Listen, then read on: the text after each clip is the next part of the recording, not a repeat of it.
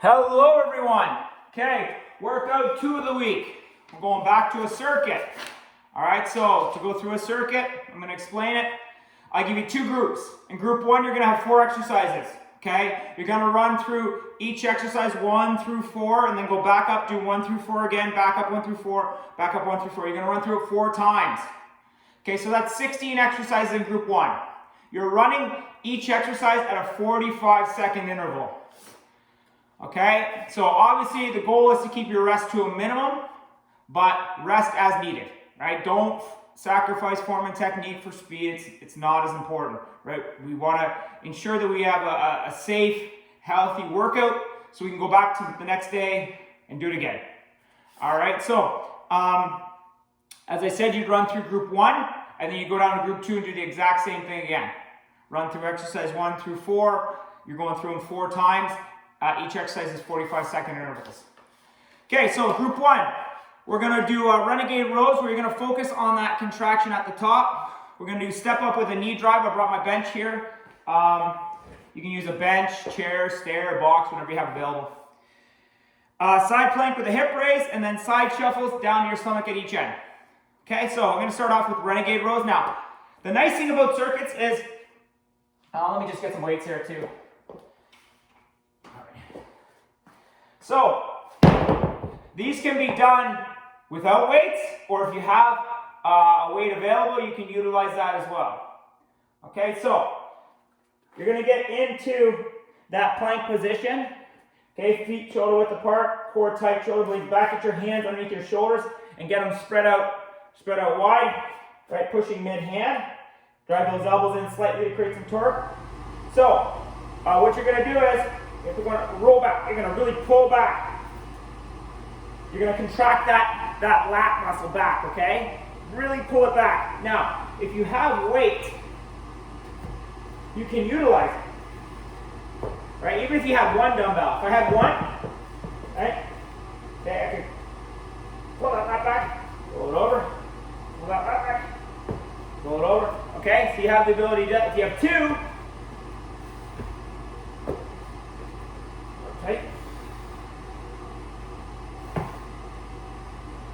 okay, so you might want to go, if you don't have as good a core stability, you might want to go a little wider with your feet, just past shoulder width. But the big thing, sorry, the heater's kicking on. The big thing, if you don't have it, you're really going to focus on that tight contraction of lat muscle. Tight contraction, you'll feel it. You pull back and really contract that, and then back out. So that's your Renegade Rows. Now, if you're doing it off the knees, same idea applies. Get in that good plank position, toes walk down, core tight, shoulder blades back, hands underneath your shoulders. Right? Pull, okay, really pull that tight. You'll feel that. Okay, pull. All right, next is a step up with the knee drive. You're going to alternate the legs every single time. So, big thing. All right, you're going to start feet shoulder width apart. Get a good base, right? Mid-foot. Get that big toe back heel locked in. Feet shoulder width apart, knees over your toes. All right, and that's going to look like this. All right, knees over our toes. I'm tight. I'm locked. All right, I'm going to choose a leg to step up with. When I step up, a lot of people don't get that good foot pressure and get that knee over your toe. Don't let it flop all over the place. Get locked in. Knee over your toe. Engage that glute. All right, that quad is going to be engaged as well. Okay, so up, then you step up, and then a knee drive. Okay, if you can hold it for a second at the top, that's ideal, because that also works on body awareness and core stability. So let's go like this. 1, 2, down. Switch legs. 1, 2, down. Not very good foot pressure on that one, as you can see. 1, 2, down. 1, 2, down. All right, and try and control that descent back down as well. You don't want to land solid, so control it, cushion that landing. But you're just doing a step up, and again, this could be a box, it could be a coffee table, it could be a stepper if you have it. 1, 2. 1, 2. Okay. So what I do as well is is I try to minimize the moving parts that are happening at the same time as my lower body. So my upper body, I get locked in. I keep my hands upright, so I'm upright here. 1, 2, right? Because the less moving parts, the better it is for you to counter, the easier it is for you to counterbalance when you lift that leg. Okay, now if that's not possible, here's an alternative. You just step up, that's 1. Step up, that's 2. So you're not doing any knee drive there, you're just doing a step up and then step back down and then switch legs. Okay, next one is the side plank with a hip raise. So you can do this on your hand, you can do it on your elbow. I prefer elbow just because it lets me really engage that muscle. I feel like when I'm on my arm, I have to focus on the stability here as well, whereas I don't get to really focus on that side core oblique stability. So you can do it on your, but basically create a straight line with your body. You don't want your hips way back, you don't want your hips way forward. You'll see it, look down the line, make sure it's a straight line. I put my feet on top of each other, I'm gonna drive that hip up, then down, up, then down, right? I put my hand at my side to feel myself engage. So do 5, then turn over, same idea. 1, 2, 3, 4, 5. Now again, as I said, you do it on your hand. 1, 2, 3, 4, 5, and then turn over and do the other side. So you have some options there. As I said, I prefer the elbow. You may think it's an easier exercise, but I personally feel that you're able to engage that muscle a lot better when you're on your elbow. But again, it's totally your choice. The big thing, keep yourself in that straight line, that straight plank position. Right? You don't want to get your butt way forward. You don't want to have your butt way back. Okay, so you're going to do 5, turn over, do 5 on the other side. That's your side plank with a hip raise. Next is side shuffles down to your stomach at each end. Okay, so you're going to start on one side of your mat. You're going to get into that crouch position, knees bent, stay on your toes. Side shuffle down the stomach. Back up, side shuffle. You can use your mat, or if you have the space, you can utilize the full space. Okay? Now, if you want to go down to your knees to do your push-up, that's how it looks. Same idea, side shuffle, down, knees. Okay, make sure those toes are locked down. You can't see them here. Right, toes locked into that mat, get them locked in. Right, core tight, shoulder blades back. Back up, on your side shuffles. Okay. Next is dips. So you do your dips. Oh, sorry. So that's group 1. My apologies. That was the 4th exercise in group 1. So you had Renegade Rows. You had step-ups with a knee drive. You had side planks with a hip raise. You had side shuffles with where you're going down to your stomach with a push-up at each end. So down to your stomach, push-up at each end. Now, group 2. We have, as you can tell, I'm really eager to get into it. Group 2. We have dips on a stair, chair, or box. Walking lunges, you're going to go forward lunge and then backwards with your lunges. Russian twists and long jump burpees. All right, so to start off, you're going to go dips. So with dips, make sure your hands are underneath your shoulders. Right, get them right underneath your shoulders to start. Core tight, shoulder blades back. All right, and step out. Don't go too far from your bench because you're going to add some pressure to those shoulders. So try and rub that back right against that bench. Okay? So down to 90. Back up, that's the ideal. Okay, driving straight up. Now if that's too hard, bring your feet in.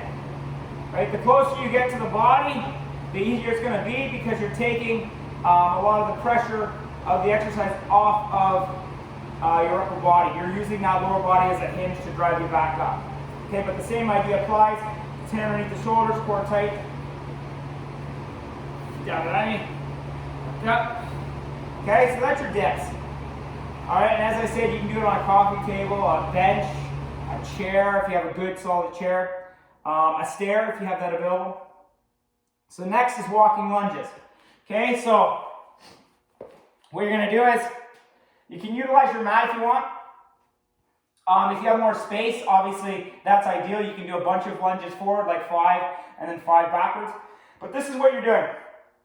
So a lunge, you're going to start in your standard squat position, right? Feet are shoulder width apart, or maybe a little wide or a little narrow, depending on what you like.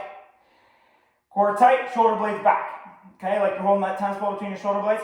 I keep my hands up front for a little bit of stability. It keeps me upright. But you're going to step into that lunge position, right? And you're going to go down to that 90. Okay, so you got a mid-foot pressure on that lunge. Okay, you want to have that big toe, back heel locked in, right? Because you want that knee to track over the toe. We don't want it to dip in. If it goes out slightly, that's okay. But the ideal, right over that toe. Okay, so it's going to look like. I'm going to lunge forward, and then lunge forward, and reset. And then lunge back, then lunge back, okay, and then back. So let me do it without watching myself on the camera because I'm obviously losing concentration. So forward, forward, back, back. All right? So you saw that I didn't reset in the middle. What that means is I did this. I went lunge into lunge, okay? And then I went lunge into lunge. All right? Hit my bench here. So what you can actually do is reset. So you'll notice I can do my lunges, right? Good front foot pressure, knee over the toe, reset in the middle. Same thing, reset in the middle. Right, then I go back, come back, reset. So I'm resetting back to my original stance, reset. So the big thing, I want you moving forward with a lunge, and then I want you coming back with a lunge.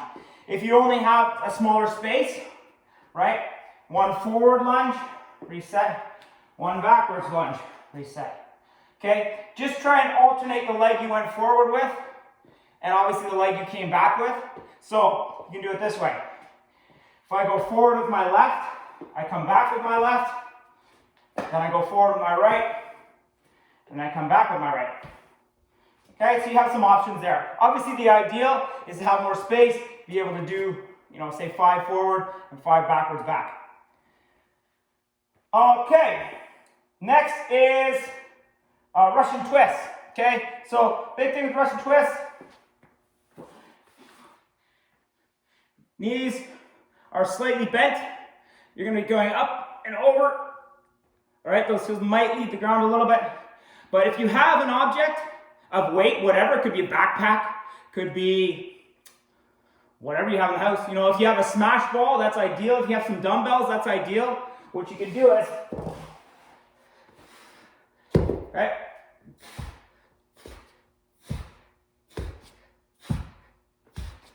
Okay, so basically if you don't have any of that, simulate that, really keep that core tight, drive that elbow down, right to tight, so you'll feel that tightness.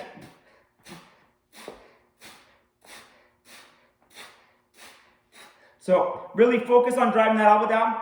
The ideal, you're going to try and keep those heels locked in. They might come off a bit as you're rotating. All right. For an added element to the exercise, some people try and keep those heels off. Totally your choice. I do think when you take the heels off, if you don't have any weight, it kind of takes you away from the exercise. So if you don't have any weight, I always say try and keep those heels locked down and really focus on that driving down. Core tight, you can feel it drive down that oblique, up and over. So you're really engaging that core. All right. If you have the weight, then you might be able to keep those knees up. See, I don't really like it as much. I try and keep those heels down if I can. Okay, but basically you're really focusing on that up and over. As I said, if you got a smash ball, use a smash ball. If you have a weight, use a weight. Kettlebell, whatever. Backpack full of whatever. Even you got your child around, utilize the child, right? It's a safe exercise to do. Get up and overs. They'll find it fun, depending on how big your child is. Obviously, if you got a child who's 4 or 5, it might be a little more difficult. But you have some options there for it. The reason I'm doing these type of exercises, the same with the Renegade Rows in the first set, is to try and give you the ability and show you that you can add weight in to these circuits to add an element to it that you might not have had before, or you can do it all body weight. Right? You have that ability to go both ways on this.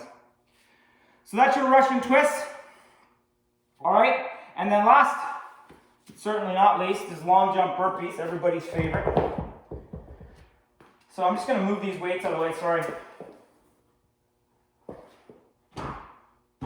Okay, long jump burpees. You're going to start on one end of your mat. You're going to coil back, use those hinge knees bent, you're going to drive across. So again, foot pressure is ideal, get locked in, right? Drive those knees over your toes, cushion arms back and drive across. Catch, down into a push-up, back up, I turn and jump. I can't go too far because I'm going to hit my bench here. All right, turn back and just continue that progression. All right, now, you don't have to jump on the turn. You can cushion down to push-up. Just turn around, cushion. So you notice the landing as well. I'm not landing solid, I'm cushioning that landing. So when I land, cushioning and going down into that burpee.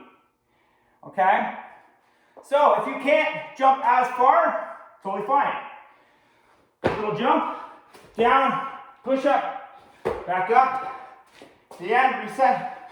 Little jump, down, push up, back up. Okay, so you're still mimicking the same exercise, you're just not jumping as far across. If you have to go down to your knees to do your push-up, totally fine. Long jump, cushion, down knees, push up, back up. Long jump, cushion that landing, down knees, get that good core stability, hands underneath the shoulders. Okay, now, if you can't jump, all right, just run. Run across, down, push up, run across, down, push up, okay? So you have some options there depending on your skill level. Okay, but the big thing is keep yourself moving, right? Jump across or run across, get down to that burpee, back up and across. Okay, so that's the second group. That was dips. That was walking lunges where you're going forward and backwards. That was Russian twists, really focusing on driving that arm down. Similar to when we do the ball slams, right? When we simulate the ball slams where you're really contracting that core, driving that same idea. Contract, contract, contract, contract, right? So you don't need an object of weight. If you have it, perfect. You have options there on your Russian twist. And then long jump burpees. Okay, so if you have any questions, let me know. Have a good workout.